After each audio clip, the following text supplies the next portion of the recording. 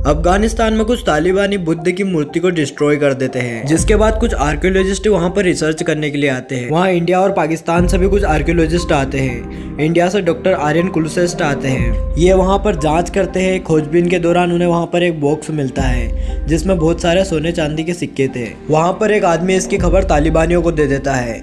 फिर तालिबानी वहां पर आते हैं और इन पर हमला कर देते हैं। डॉक्टर आर्यन पाकिस्तानी आर्कियोलॉजिस्ट के साथ उस बॉक्स को लेकर वहां से भागता है। वो एक्सीडेंटली एक गुफा में चले जाते हैं जहां पर उन्हें एक बहुत बड़ी बुद्ध की मूर्ति मिलती है। इस रिसर्च की वजह से इन्हें काफी सम्मान दिया जाता है। मीडिया से बातचीत के दौरान डॉक्टर आर्यन कहते हैं कि वो किसी भगवान में विश्वास नहीं करते, वो बस फैक्ट पे विश्वास करते हैं। इसकी वजह से उन्हें बुरा ट्रोल किया जाता है और एक कंट्रोवर्सी हो जाती है। सुबह न्यूज में एक खबर आती है कि डॉक्टर आर्यन नास्तिक है। अब हम डॉक्टर आर्यन की फैमिली को देखते हैं, जिसमें उनकी वाइफ प्रोफेसर गायत्री और उनका बेटा कबीर है। एक शिपिंग कंपनी राम सेतु को डिस्ट्रॉय करना चाहती है जिससे कि वो अपने शिपिंग बिजनेस को बढ़ा सके, पर लोग राम सेतु को तोड़े जाने के खिलाफ थे। वो इसके खिलाफ प्रोटेस्ट करते हैं और राम सेतु रक्षा समिति इसके खिलाफ एक केस फाइल कर देती है। अब कंपनी के ओनर को कोर्ट में ये प्रूव करना था कि राम सेतु एक मैन मेड स्ट्रक्चर नहीं है, बल्कि ये नेचर द्वारा बनाया गया है। इसलिए वो डॉक्टर आर्यन को एक रिपोर्ट तैयार करने के लिए कहता है जिसमें वो बताए कि राम सेतु एक मैन मेड स्ट्रक्चर नहीं है, वो नेचर द्वारा अपने आप बना था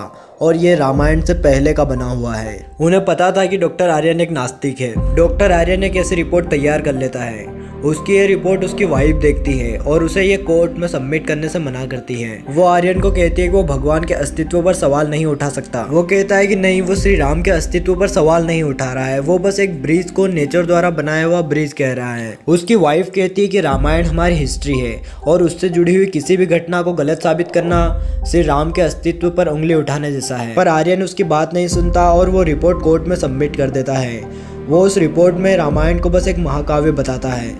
लोग इसकी वजह से बहुत गुस्से में होते हैं और उसके खिलाफ प्रोटेस्ट करते हैं, जिसकी वजह से आर्यन को कुछ दिन के लिए सस्पेंड कर दिया जाता है। इसकी वजह से लोग बहुत गुस्से में होते हैं, जिस वजह से डॉक्टर आर्यन की फैमिली को बहुत सारी प्रॉब्लम से गुजरना पड़ता है। डॉक्टर आर्यन के बेटे कबीर को स्कूल में एक बच्चा रावण बोलता है क्योंकि उसके पिता राम के अस्तित्व को नहीं मानते, जिस वजह से उसका स्कूल में झगड़ा हो जाता है। आर्यन का बॉस उसे उस शिप कंपनी के ओनर चंद्रकांत से मिलवाता है। चंद्रकांत आर्यन को राम सेतु पर रिसर्च करने के लिए कहता है और उसे प्रूव करने के लिए कहता है कि राम सेतु रामायण से पहले का बना हुआ है। पर आर्यन कहता है कि वो अब और इस कंट्रोवर्सी में नहीं फंसना चाहता।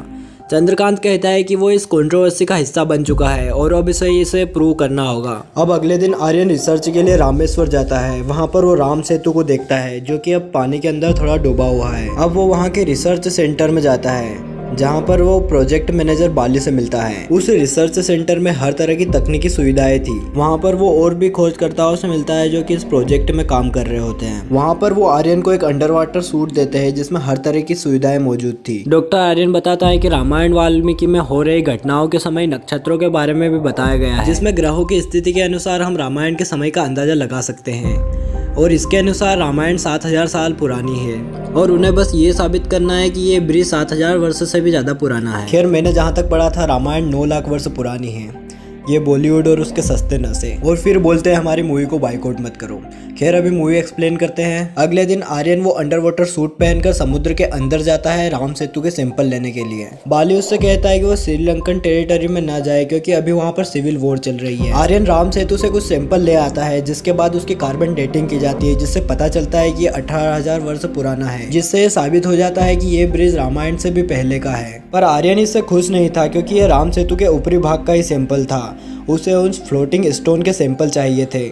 अगले दिन डॉक्टर आर्यन फिर वो सूट पहनकर सी के अंदर जाता है। उसे श्रीलंकन बॉर्डर पर एक फ्लोटिंग रॉक दिखाई देता है। वो उसे लेने के लिए जाता है पर बाली उसे मना करता है कि अभी श्रीलंकन बॉर्डर पर नहीं जा सकते। पर आर्यन उसकी बात नहीं सुनता और उस रॉक की ओर आगे बढ़ता है। फिर बाली उस सूट में लगी केबल को पीछे खींच लेता है, पर आर्यन उस सूट को निकाल देता है और उस पत्थर को लेकर राम सेतु पर से चलते हुए आता है। अब इस पत्थर के कार्बन डेटिंग की जाती है जिससे पता चलता है कि ये 7000 वर्ष पुराना है, जिससे साबित हो जाता है कि राम सेतु श्री राम ने ही बनाया है। आर्यन को भी श्री राम के अस्तित्व पर विश्वास होने लगता है। आर्यन ये बात चंद्रकांत को बताता है।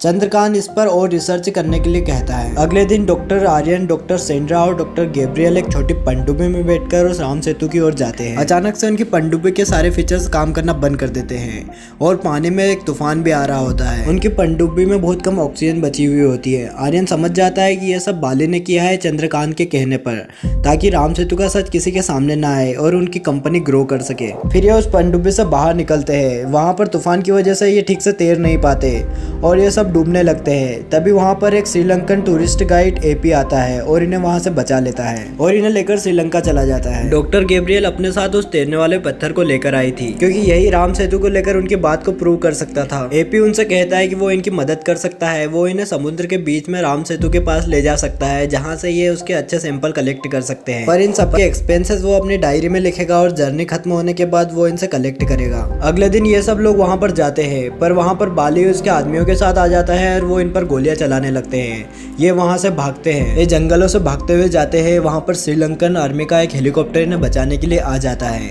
भागते हुए डॉक्टर गैब्रियल का बैग गिर जाता है, जिसमें वो फ्लोटिंग रोक रखा हुआ था। एपी उसे जाने के लिए कहता है और वो कहता है कि वो बैग लेकर आ रहा है, पर पीछे से बाली और उसके लोग गोलियां चला रहे थे, इसलिए वो भी उस बैग को नहीं उठा पाता। और फिर ये सब लोग भागते हुए उस हेलीकॉप्टर में चढ़ जाते हैं। वहाँ पर डॉक्टर गैब्रियल को गोली लग जाती है, जिससे वो हेलीकॉप्टर से नीचे गिर जाती है। अब आर्यन अपनी वाइफ गायत्री को कॉल करता है। वो उसे बताती है कि चंद्रकांत ने वो रिपोर्ट कोर्ट में सबमिट कर दी, जिससे साबित होता है कि राम सेतु 18,000 वर्ष पुराना है। इसके बाद कोर्ट का फैसला आता है कि 3 दिन तक अगर इसके खिलाफ और कोई रिपोर्ट नहीं आई तो राम सेतु को तोड़ दिया जाएगा। अब ये सुनकर आर्यन और ज़्यादा परेशान हो जाता है।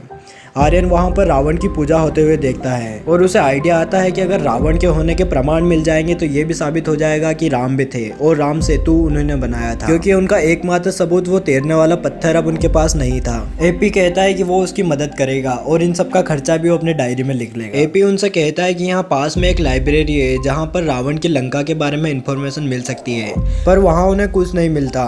वहाँ उन्हें एक आदमी का पता मिलता है जिसके पास एक ताम्रपत्र था जिसमें रावण की लंका के बारे में लिखा हुआ था। ये उस आदमी के पास जाते हैं। उस ताम्रपत्र में कुछ चिन्हों द्वारा रावण की लंका के बारे में लिखा गया था। आर्यन उसका फोटो क्लिक कर लेता है। अब उसकी मदद से वो क्लू ढूंढते हुए रावणा फाल तक पहुंचते हैं। उन्हें पानी के अंदर एक गुफा मिलती है जहां रावण की लंका के होने के बहुत सारे सबूत मिलते हैं। इधर बाली इस ताम्रपत्र वाले आदमी तक पहुंच जाता है और उसे पता चल जाता है कि आर्यन कहाँ जा रहा है। फिर ये उस गुफा से होते हुए त्रिकुट पर्वत पर पहुंच जाते हैं। वहाँ इन्हें संजीवनी का पौधा मिलता है, जिससे श्री राम के होने का और एक इन्हें सबूत मिल जाता है। तब तक वहाँ बाली भी अपने हेलीकॉप्टर से आ जाता है और इन सबको बैठाकर वहाँ से ले जाता है। वो आर्यन से उस राम सेतु वाले पत्थर को वापस मांगता है, पर आर्यन कहता है कि वो भागते वक्त उनसे गिर गया, वो उनके पास नहीं है। पर बाली उनकी बात का विश्वास नहीं करता और छीना झपटी में एपी को धक्का लग जाता है, जिससे वो हेलीकॉप्टर से नीचे गिरने लगता है। आर्यन उसे बचाने की कोशिश करता है, पर उसके हाथ में सिर्फ उसका बैग रह जाता है और एपी हेलीकॉप्टर से नीचे गिर जाता है, जिससे आर्यन को बहुत गुस्सा आता है और वो उस बैग से बाली के सिर में मार देता है और इनके बीच हाथापाई होने लगती है, जिससे वो प्लेन क्रैश हो जाता है। पर क्रैश में इनको ज़्यादा चोटें नहीं आती। ये प्लेन से बाहर निकलते हैं। तभी आर्यन के दिमाग में एक बात आती है कि एपी का बैग इतना भारी क्यों था। वो उस बैग को लाता है। उसमें वो देखता है कि उस बैग में वो तैरने वाला पत्थर था। फिर आर्यन इन सब सबूतों को लेकर कोर्ट पहुंचता है और इनके द्वारा वो सिद्ध कर देता है कि राम सेतु श्री राम ने ही बनाया था। फिर आर्यन सोचता है कि वो पत्थर एपी के पास था तो उसने बताया क्यों नहीं। तब वो उसके बैग को चेक करता है, जिसमें उसे वो डायरी मिलती है जिसमें वो सारे खर्चे लिख रहा था। वो उस डायरी को खोलता है, पर उसमें सिर्फ जय श्री राम ही लिखा हुआ था। अब आर्यन समझ चुका था कि एपी और कोई नहीं बजरंगबली थे, जो इनकी जर्नी में उनकी मदद कर रहे थे। और हमारी ये मूवी यहीं पर खत्म होती है। जय श्री राम।